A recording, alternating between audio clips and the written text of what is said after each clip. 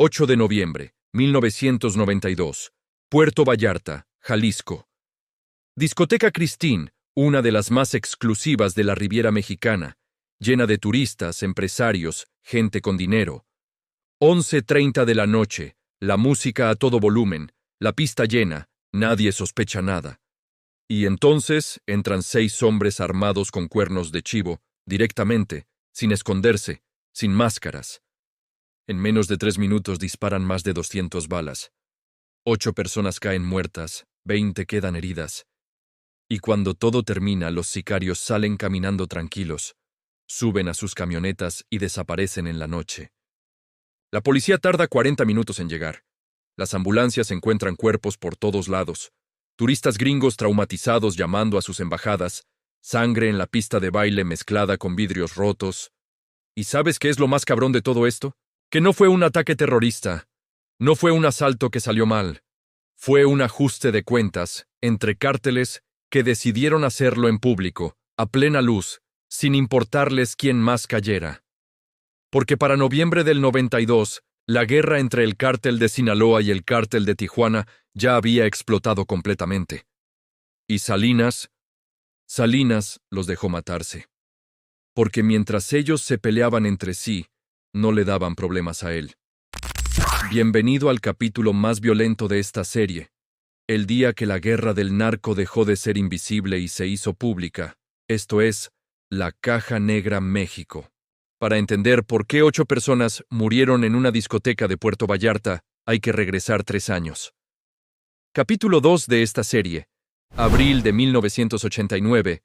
Miguel Ángel Félix Gallardo cae arrestado. Félix Gallardo era el padrino, el que controlaba todas las rutas del narco en México, Tijuana, Ciudad Juárez, Matamoros, el Pacífico completo, todo pasaba por él. Y cuando él cae, todo ese imperio se fragmenta en pedazos. Porque Félix Gallardo no era un narco violento, era un narco político, negociaba, repartía territorios, mantenía la paz entre plazas porque la paz era buena para los negocios. Pero cuando lo sacan del tablero, cada plaza empieza a operar por su cuenta, y ahí es donde empiezan los problemas. El cártel de Tijuana queda en manos de los hermanos Arellano Félix, Ramón, Benjamín, Eduardo, Francisco, toda la familia. Son gente de Sinaloa pero operan desde Tijuana, controlan la frontera más importante con Estados Unidos, Tijuana-San Diego. El cártel de Sinaloa queda con Joaquín, El Chapo, Guzmán, Ismael, El Mayo Zambada y Héctor, El Güero, Palma. Estos güeyes también son de Sinaloa, pero operan desde Culiacán y el Triángulo Dorado, controlan producción y rutas terrestres hacia el norte. El cártel de Juárez, con Amado Carrillo Fuentes, el Señor de los Cielos. Este güey controla Ciudad Juárez, El Paso. Usa aviones para mover toneladas, es el más sofisticado. Y el cártel del Golfo todavía con Juan García Ábrego, protegido por Raúl Salinas como vimos en capítulos anteriores, controla Tamaulipas y tiene conexión directa con el gobierno federal. Entonces teníamos 4 cárteles grandes donde antes había uno solo. Y acá está el detalle, mientras Félix Gallardo estuvo libre, él decidía quién usaba qué ruta, quién vendía en qué ciudad, quién pagaba cuánto de impuesto. Pero ahora sin él, cada cártel quería más territorio, más rutas, más poder. Y los primeros en pelearse fueron Sinaloa y Tijuana. Porque los Arellano Félix y El Chapo habían sido socios bajo Félix Gallardo. Pero ahora, cada quien quería ser el jefe. La bronca empezó por algo que suena ridículo, pero que en el narco es motivo de guerra. Una falta de respeto. 1989, una fiesta en Puerto Vallarta. El Chapo está ahí, los Arellano Félix también. Todos tomando, festejando, aparentemente todo bien. Y en esa fiesta, según las versiones, alguien del equipo del Chapo faltó al respeto a alguien del equipo de los Arellano. Hay versiones que dicen que fue una discusión por una mujer, otras que fue por dinero de un cargamento. Lo que sí se sabe es que Ramón Arellano Félix, el más violento de los hermanos, juró vengarse. Y a partir de ese momento, 1989 a 1992, empiezan los levantones, las desapariciones, los ejecutados encontrados en carreteras, pero todo todavía medio discreto, en las sombras. Hasta que llega noviembre del 92 y la cosa explota en público. Entonces llegamos a esa noche del 8 de noviembre, Puerto Vallarta. ¿Por qué Puerto Vallarta? Porque era territorio neutral, no era Tijuana ni Sinaloa. Era un lugar turístico donde los narcos iban a descansar, a lavar dinero en hoteles y restaurantes, a disfrutar. Pero esa noche nada iba a ser neutral. La discoteca Christine era de las más caras de la zona. Cobraban $200 la entrada. Solo gente con dinero entraba ahí, turistas gringos, empresarios mexicanos, narcos también pero mezclados con la demás gente. Y esa noche estaba Héctor el Güero Palma, uno de los líderes del cártel de Sinaloa, celebrando, tomando, con su gente. El Güero Palma era uno de los fundadores del cártel junto con el Chapo. Controlaba rutas, movía toneladas, pero también tenía una historia personal muy cabrona con los Arellano Félix. Porque un año antes, en 1991, los Arellano le habían matado a su esposa y le habían aventado los cuerpos de sus 2 hijos desde un puente en Venezuela. Sí, así de salvaje era la cosa. Entonces el Güero Palma tenía sed de venganza, y los Arellano sabían que si no lo mataban primero, él los iba a matar a ellos. Esa noche alguien les sopló a los Arellano que el Güero estaba en Christine, y Ramón Arellano Félix, el más loco de los hermanos, decidió que era el momento perfecto para acabarlo. Mandó a 6 sicarios, gente del cártel de Tijuana, con órdenes claras, entrar, matar al Güero Palma y a toda su gente, y salir. No les importó que hubiera turistas, no les importó que fuera un lugar público, no les importó nada. 11:30 p.m., los sicarios entran, empiezan a disparar, cuernos de chivo en automático, más de 200 balas en menos de 3 minutos. El Güero Palma alcanza a tirarse al piso, sus guardaespaldas lo cubren. Algunos de su gente empiezan a responder los disparos, se arma un tiroteo dentro de la discoteca. Caen 8 personas muertas, 3 de ellos son del equipo del Güero, pero los otros 5 son civiles, turistas, gente que solo estaba ahí para pasar un buen rato. Un empresario canadiense, una pareja de Houston, Texas, un mexicano de Guadalajara, una mesera que trabajaba ahí. 20 personas más quedan heridas, algunos con balas, otros pisoteados en la estampida cuando todos corrían buscando la salida. Los sicarios se retiran caminando, nadie los detiene, suben a sus camionetas y se van. Y acá está lo que casi nadie sabe, la policía municipal de Puerto Vallarta tardó 40 minutos en llegar, 40 putos minutos. ¿Por qué? Porque recibieron órdenes de no moverse hasta que los sicarios se fueran. Alguien dentro de la Policía Estatal de Jalisco estaba coordinado con el cártel de Tijuana. Les avisó cuándo era seguro atacar y les garantizó tiempo para escapar. Cuando finalmente llegan las patrullas, encuentran el lugar destrozado. Sangre por todos lados, casquillos de bala regados, vidrios rotos, mesas volteadas, gente llorando, traumatizada. Los turistas gringos empiezan a llamar a la Embajada de Estados Unidos. CNN llega al día siguiente a grabar. La noticia da la vuelta al mundo. Masacre en discoteca de lujo en México, 8 muertos, carteles de droga responsables. México, el país que Salinas estaba vendiendo como moderno, seguro, listo para el TLCAN. Acababa de mostrar su cara real en televisión internacional. ¿Y el gobierno federal qué hizo? Nada. Bueno, no nada. Mandaron un comunicado diciendo que estaban investigando, que iban a capturar a los responsables. Las mentiras de siempre. Pero en los hechos, Salinas dejó que siguiera la guerra. Porque desde su perspectiva, mientras los cárteles se mataran entre ellos, no le daban problemas a él. Si Sinaloa debilitaba a Tijuana, perfecto. Si Tijuana debilitaba a Sinaloa, también perfecto. Mientras el cártel del Golfo de García Ábrego siguiera pagando a Raúl Salinas, todo bien. Esa era la estrategia, dejar que se descuartizaran solos. ¿Y la DEA? ¿Qué hacía mientras todo esto pasaba? Mirando, tomando notas y compartiendo información selectivamente. Detente un segundo. Si reconociste que la masacre de Christine no fue un ataque random, sino una ejecución calculada donde el gobierno dejó que pasara, ya estás viendo cómo funciona el sistema. Pero falta una pieza clave, porque esta guerra no estaba pasando sin que los gringos lo supieran. Entonces, hablemos de la DEA, la Drug Enforcement Administration. Para 1992, la DEA tenía oficinas en todo México, Ciudad de México, Guadalajara, Tijuana, Monterrey, Juárez, todas las ciudades importantes. Y tenían agentes infiltrados, informantes dentro de los cárteles, escuchas telefónicas, seguimientos satelitales. O sea, la DEA sabía que Sinaloa y Tijuana estaban en guerra, sabía que se estaban matando, sabía que iba a haber violencia pública.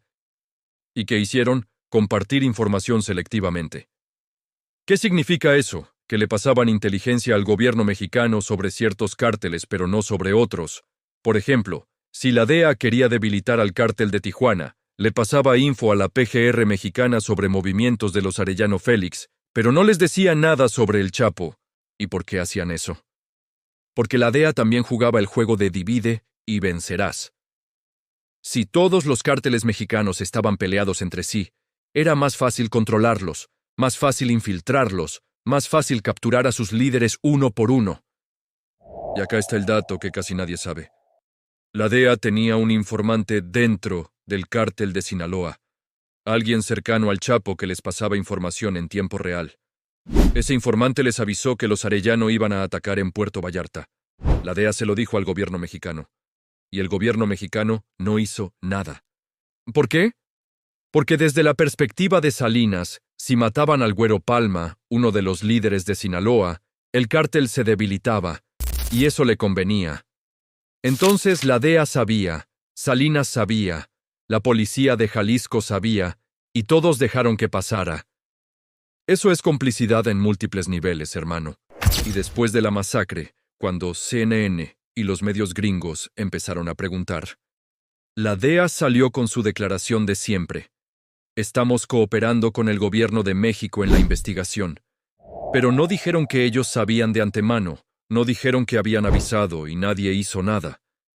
No dijeron que tenían un informante adentro, porque revelar eso hubiera significado admitir que Estados Unidos también estaba jugando con los cárteles mexicanos como si fueran piezas de ajedrez. Y para 1992, con el Telcán a punto de firmarse, Bush padre necesitaba que México luciera estable. Necesitaba que Salinas luciera en control.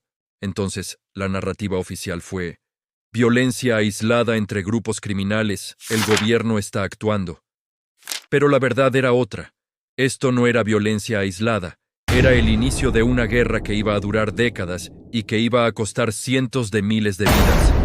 Y tanto México como Estados Unidos lo vieron venir y no hicieron nada para pararlo, porque detener la guerra hubiera significado admitir que los cárteles ya eran más poderosos que el gobierno, y eso no lo iban a reconocer.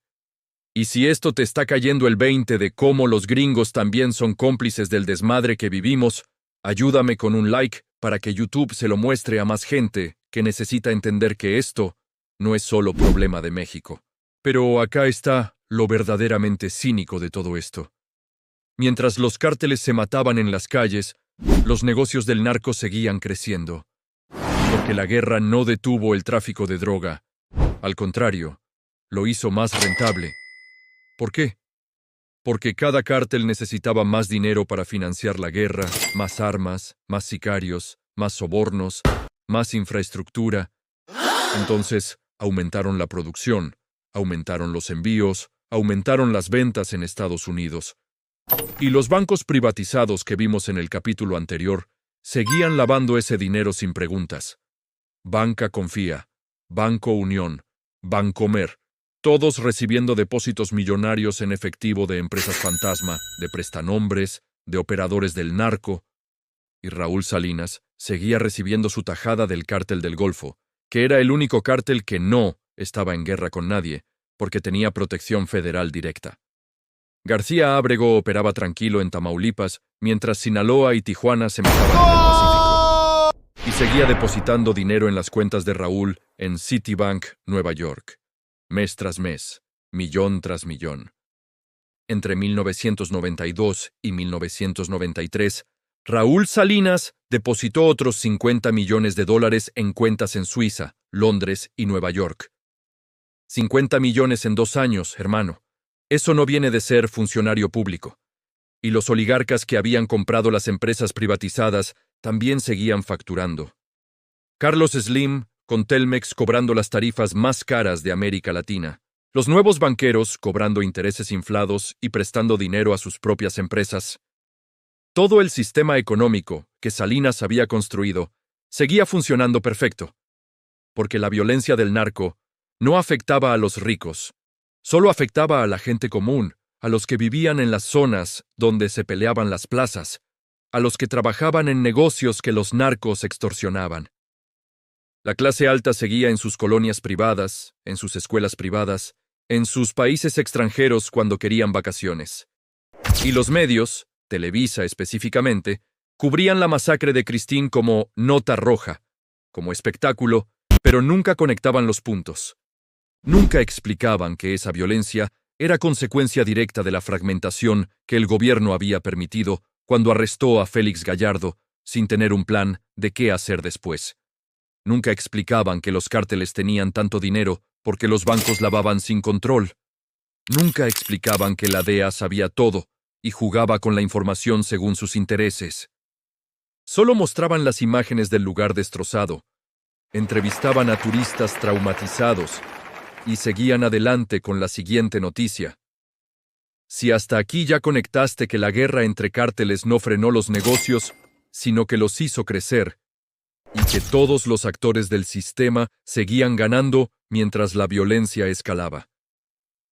Estás viendo el México real de los 90, pero todavía falta ver cómo reaccionó Salinas cuando la violencia llegó a un nivel que ya no podía ignorar. Después de la masacre de Cristín, Salinas tenía un problema.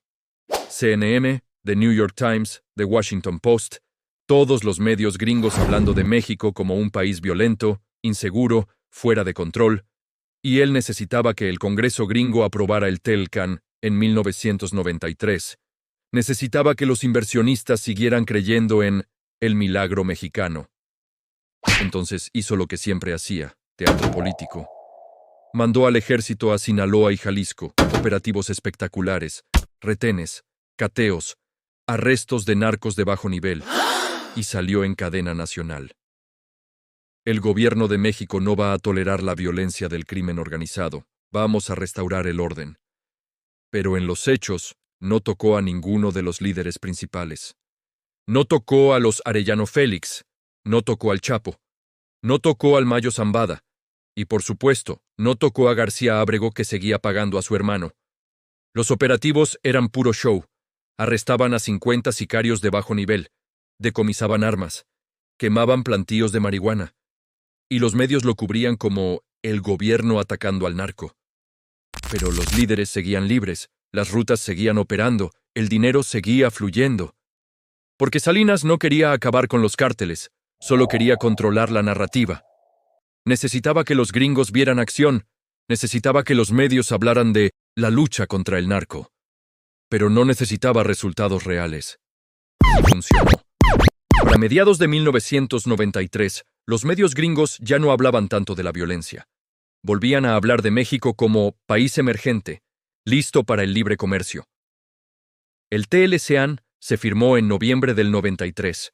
Bush lo aprobó en sus últimos meses de presidencia. Clinton llegó en enero del 94 y lo ratificó. Misión cumplida para Salinas. Pero la guerra entre cárteles no se detuvo.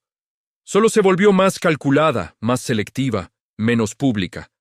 Los Arellano Félix siguieron cazando gente del cártel de Sinaloa, pero ya no en discotecas llenas de turistas, ahora en carreteras, en ranchos, en lugares donde los medios no llegaran tan rápido.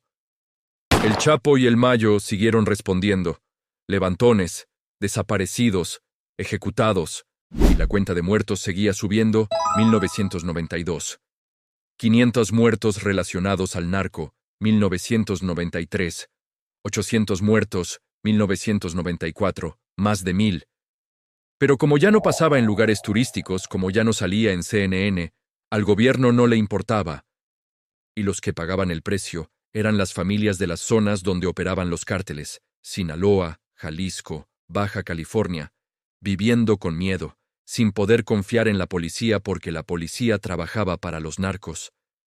Déjame en los comentarios si tú o alguien que conoces vivió esa época en esas zonas. porque la historia oficial dice que los 90 fueron años de paz y prosperidad. Pero la verdad es que para millones de mexicanos fueron años de violencia invisible. Entonces, conectemos todo lo que hemos visto en 5 capítulos.